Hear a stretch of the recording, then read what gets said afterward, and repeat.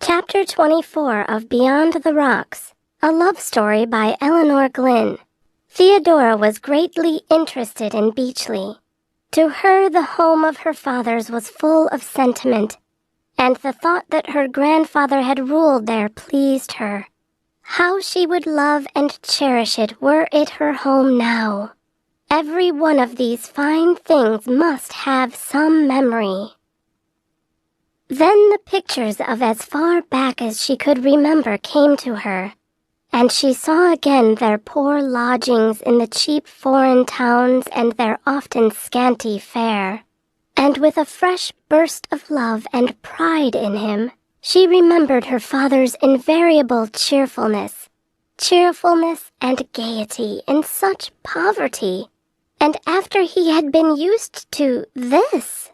For all the descriptions of Captain Fitzgerald had given her no idea of the reality. Now she knew what love meant, and could realize her mother's story. Oh, she would have acted just in the same way, too. Dominic had been forgiven by his brother after his first wife's death, and had come back to enjoy a short spell of peace and prosperity. And who could wonder that Lady Minnie Borringdon, in her first season and full of romance, should fall headlong in love with his wonderfully handsome face, and be only too ready to run off with him from an angry and unreasonable parent. She was a spoiled and only child who had never been crossed. Then came that fatal Derby, and the final extinction of all sympathy with the scapegrace. The Fitzgeralds had done enough for him already, and Lord Borringdon had no intention of doing anything at all. So the married lovers crept away in high disgrace, and spent a few months of bliss in a southern town, where the sun shone and the food was cheap. And there poor pretty Minnie died, leaving Theodora a few hours old.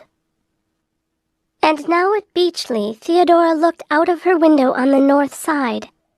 The southern rooms were kept for greater than she, and from there she could see a vast stretch of park, with the deer cropping the fine turf, and the lions frowning, while they supported the ducal coronet over the great gates at the end of the courtyard and colonnade. It was truly a splendid inheritance, and she glowed with pride to think she was of this house. So she wrote a long letter to her dear ones, her sisters at Dieppe and Papa still in Paris, and even one to Mrs. McBride. And then she read until her maid came to dress her for dinner. Her room was a large one, and numberless modern touches of comfort brought up to date the early Georgian furniture and the shabby silk hangings. A room stamped with that something which the most luxurious apartments of the wealthiest millionaire can never acquire. Josiah looked in upon her as she finished dressing. He was, he said, most pleased with everything, and if they were a little unused to such company, still nothing could be more cordial than Sir Patrick's treatment of him. Meanwhile, on their way up to dress, Mildred had gone into Morella's room, and the two had agreed that Mrs. Brown should be suppressed. It was with extra displeasure Miss Winmarleigh had learned of Theodora's relationship to Sir Patrick, and that after all she could not be called a common colonial. There was no question about the Fitzgerald and Borringdon families, unfortunately, while Morella's grandfather had been merely a coal merchant. "I don't think she is so wonderfully pretty, do you, Mildred?" she said. But Mildred was a clever woman, and could see with her eyes. "Yes, I do," she answered. "Don't be such a fool as to delude yourself about that, Morella. She is perfectly lovely, and she has the most divi Paris clothes, and Lord Brackendale is wildly in love with her." "And apparently Freddie Wensleydowne, too," snapped Morella, who was now boiling with rage. "Well," "She is not likely to enjoy herself here," said Mildred, with her vicious laugh, which showed all her splendid sharp teeth, as she went off to dress, her head full of plans for the interlopers' suppression. First, she must have a few words with Barbara. There must be none of her partisanship. Poor, timid Barbara would not dare to disobey her, she knew. That settled, she did not fear that she would be able to make Theodora suffer considerably during the 5 days she would be at Beechley. Sir Patrick was busy with some new arrivals who had come while they were dressing, so not a soul spoke to Theodora or Josiah when they got down to the great white drawing-room, from which immensely high mahogany doors opened into an anteroom hung with priceless tapestry and containing cabinets of rare china. From thence another set of splendid carved doors gave access to the dining-room. Neither Lord Wensleydowne or Hector was in the room at first, so there was no man even to talk to them.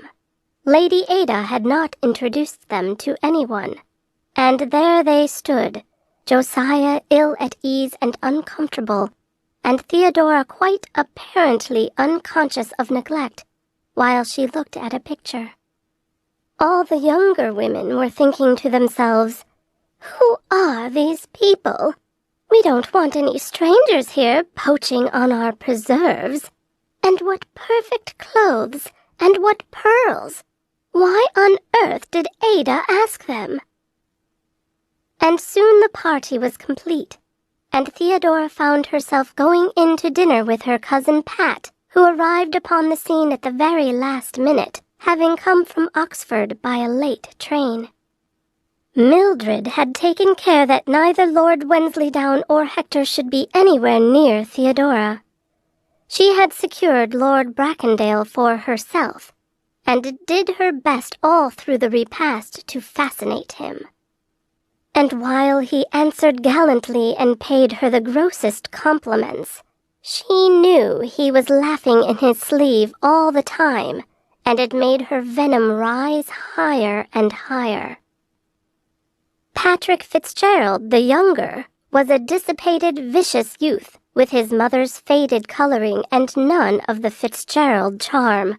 How infinitely her father surpassed any of the family she had seen yet, Theodora thought. She did not enjoy her dinner. The youth's conversation was not interesting, but it was not until the ladies left the dining-room that her real penance began. It seemed as if all the women crowded to one end of the drawing-room round Lady Harrowfield, and talked and whispered to one another, not one making way for Theodora or showing any knowledge of her presence. Barbara had gone off up to her room. She was too frightened of Mildred to disobey her, and she felt she would rather not be there to see their hateful ways to the dear, little, gentle cousin whom she thought she could love so much. Theodora subsided on a sofa, wondering to herself if these were the manners of the great world in general. She hoped not, but although no human creature could be quite happy under the circumstances, she was not greatly distressed until she distinctly caught the name of Mr. Brown from the woman Josiah had taken in amidst a burst of laughter, and saw Mildred, with a glance at her, ostentatiously suppress the speaker, who then continued her narration in almost a whisper, amid mocking titters of mirth. Then anger burned in Theodora's gentle soul. They were talking about Josiah, of course, and turning him into ridicule. She wondered what would be the best to do. She was too far away to attempt to join in the conversation, or to be even able to swear she had heard aright, although there was no doubt in her own mind about it. So she sat perfectly still on her great sofa, her hands folded in her lap, while 2 bright spots of wild rose flushed her cheeks. She did not even pick up a book. There she sat like an alabaster statue, and most of the women were conscious of the exquisitely beautiful picture she made. They could not stand in this packed group all the time, the whole dozen or more of them, and they gradually broke up into twos and threes about the large room. They were delightfully friendly with one another, and all seemed in the best of spirits and tempers. Most of them had no ulterior motive in their behavior to Theodora. It was merely the feeling that they were not the hostess and responsible. It was none of their business if Ada neglected her guests, and they all knew plenty of people and did not care to enlarge their acquaintance gratuitously.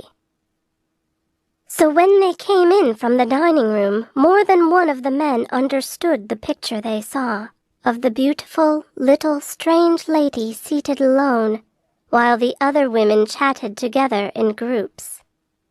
Hector was feeling irritated and excited, and longing to get near Theodora. He guessed Lord Wensleydowne would have the same desire, and had no intention of being interfered with. He felt he could not bear to spend an evening watching the little brute daring to lean over her. He should kill him, or commit some violence, he knew.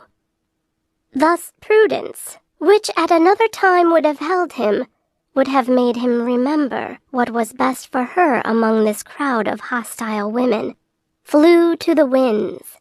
He must go to her, must show her he loved and would protect her, and above all, that he would permit no other man to usurp his place. And Theodora, who had been suffering silently a miserable feeling of loneliness and neglect, felt her heart bound with joy at the sight of his loved, familiar face, and she welcomed him more warmly than she had ever done before. "Have these demons of women been odious to you, darling?" he whispered, hardly conscious of the term of endearment he had used. "Do not mind them. It is only jealousy because you are so beautiful and young." "They have not been anything at all," she said softly. "They have just left me alone and kept to themselves and laughed at Josiah, and that has made me very angry because what has he done to them?" "I loathe them all," said Hector. "They are hardly fit to be in the same room with you, dear queen. And if you really belonged to me, I would take you away from them now, tonight." His voice was a caress, and that sentence, "belonged to me," always made her heart beat with its pictured possibilities. Oh, how she loved him! Could anything else in the world really matter while he could sit there and she could feel his presence and hear his tender words? And so they talked a while, and then they looked up and surveyed the scene. Josiah had been joined by Sir Patrick, and they were earnestly conversing by the fireplace. One or two pairs sat about on the sofas, but the general company showed signs of flocking off to the bridge tables, which were laid out in another drawing-room beyond, and the couples joined them gradually, until only Lord Wensleydowne and Morella Winmarleigh remained near and watched them with mocking eyes. Hector had never before realized that Morella could have so much expression in her face. How could he ever have thought under any conceivable circumstances, even at the end of his life, it would be possible to marry her? How thankful he felt he had never paid her any attention, or from his behavior given color to his mother's hopes. He remembered a fairy story he had read in his youth, where a magic power was given to the hero of discovering what beast each human being was growing into by grasping their hands. And he wondered, if the gift had been his, what he should now find was the destiny of those two in front of him. Wensleydowne, no doubt, would be a great, sensual goat, and Morella a vicious mule. and the idea made him laugh as he turned to Theodora again to feast his eyes on her pure loveliness. The crow, who had arrived late and been among the last to enter the drawing-room before dinner, had not yet had an opportunity of speaking to Mrs. Brown, as he had been dragged off among the first of the bridge players. Presently, Mildred looked through the door from the room beyond and called, "Freddie and Morella, come and play. We must have 2 more to make up the numbers. Uncle Patrick will bring Lord Brackendale presently." Josiah and Theodora did not count at all, it seemed. "What intolerable insolence," said Hector through his teeth. "I shall not play bridge or stir from here." And Lord Wensleydowne called back, "Do give one a moment to digest one's dinner, dear Lady Mildred. Miss Winmarleigh does not want to come yet either. We are very interested and happy here." Morella tittered and played with her fan. The dull, slow rage was simmering within her. Even her vanity could not misinterpret the meaning of Hector's devotion to Mrs. Brown. He was deeply in love, of course, and she, Morella, was robbed of her hopes of being Lady Brackendale. Her usually phlegmatic nature was roused in all its narrow strength. She was like some silent, vengeful beast waiting a chance to spring. And so the evening wore away. Sir Patrick drew Josiah into the bridge room and made him join one of the tables where they were waiting for a 4th. Josiah, who was a very bad player and did not really care for cards. But luck favored him, and the woman opposite restrained the irritable things she had ready to say to him when she first perceived how he played his hand. And all the while Hector sat by Theodora and learned more and more of her fair, clear mind. All the thoughts she had upon every subject he found were just and quaint and in some way illuminating. It was her natural sweetness of nature which made the great charm, that equality which Mrs. McBride had remarked upon, and which everyone felt sooner or later. Nothing of the ascetic saint or goodly poseuse. She did not walk about with a book of poems under her arm, and wear floppy clothes and talk about her own and other people's souls. She was just human and true and attractive.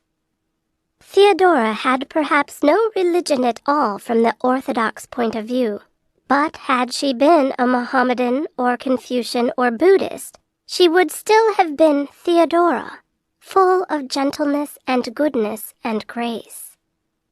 The entire absence of vanity and self-consciousness in her prevented her from feeling hurt or ruffled even with these ill-mannered women. She thought them rude and unpleasant, but they could not really hurt her except by humiliating Josiah. Her generosity instantly fired at that. Both she and Hector perceived that Morella and Lord Wensleydowne sat there watching them for no other reason but to disconcert and tease them, and it roused a spirit of resistance in both. While this was going on, they would not move. And Hector employed the whole of his self-control to keep himself from making actual love to her, and they talked of many things, and she understood and was grateful. Presently, apparently, Morella could stand it no longer, for she rose rather abruptly and said to Lord Wensleydowne, "Come, let us play bridge." They went on into the other room, and Theodora and Lord Brackendale were left quite alone. "I should like to find Josiah," said Theodora. "Shall we not go too?" And they also followed upon the others' heels. Lady Ada happened to be out at her table, and some tardy sense of her duties as a hostess came to her, for she crossed over to where Theodora stood by the door and made some ordinary remark about hoping it would be fine on the morrow so they could enjoy the gardens. And while she talked and looked into the blue eyes, something attracted and softened her. She was very gentle and pretty after all, the new niece, she decided, and Mildred had been quite wrong in saying she was an upstart and must be snubbed. Lady Ada had a nervous way of blinking her light lashes in a fashion which suggested she might suffer from a headache. To Theodora, she seemed a sad woman, full of cares, and she felt a kindly pity for her and no resentment for her rudeness. Mildred looked up, and a frown of annoyance darkened her face. The creature should certainly not make a conquest of her hostess if she could help it. It was the first time Theodora had ever been into a company of people like this, and her eyes wandered over the scene when Lady Ada had to go back to her place. "Tell me what you are thinking of," said Hector in her ear. "I was thinking," she answered, "it is so interesting to watch people's faces. It seems to me so queer a way to spend one's time, the whole of one's intelligence set upon a game of cards, and a few pieces of money for hours and hours together." "They don't look attractive, do they?" he laughed. "No, they look haggard and worried and old," she said. "Even the young ones look old and watchful, and so intent and solemn." Lady Harrowfield had been losing heavily, and a deep mauve shade glowed through all her paint. She was a bad loser, and made all at her table feel some of her chagrin and wrath. In fact, candidates for the light of her smile found it advisable to let her win when things became too unpleasant. There was a dreary silence over the room, broken by the scoring and remarks upon the games, and those who were out wandered into the salon beyond, where iced drinks of all sorts were awaiting the weary. "Everyone must enjoy themselves how they can, of course," said Theodora. "It is absurd to try and make everyone else happy in one's own way. But, oh, I hope I shall not have to pass the time like that ever. I don't think I could bear it." The voices became raised at the table where Josiah sat.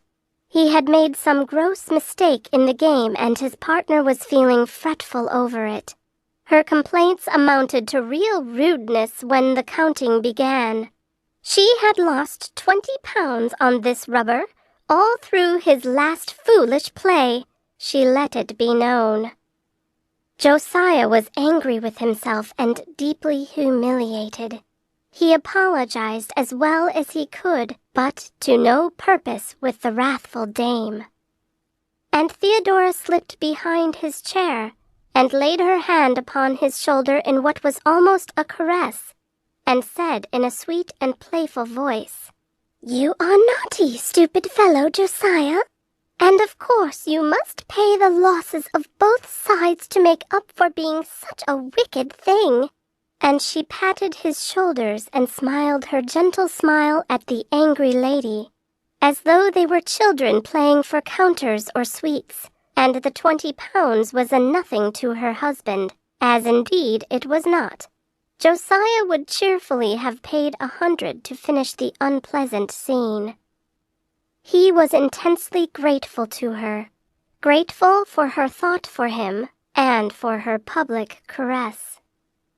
And the lady was so surprised at the turn affairs had taken that she said no more, and allowing him to pay without too great protest, meekly suggested another rubber. But Josiah was not to be caught again. He rose and, saying good night, followed his wife and Lord Bracondale into the salon. End of chapter 24.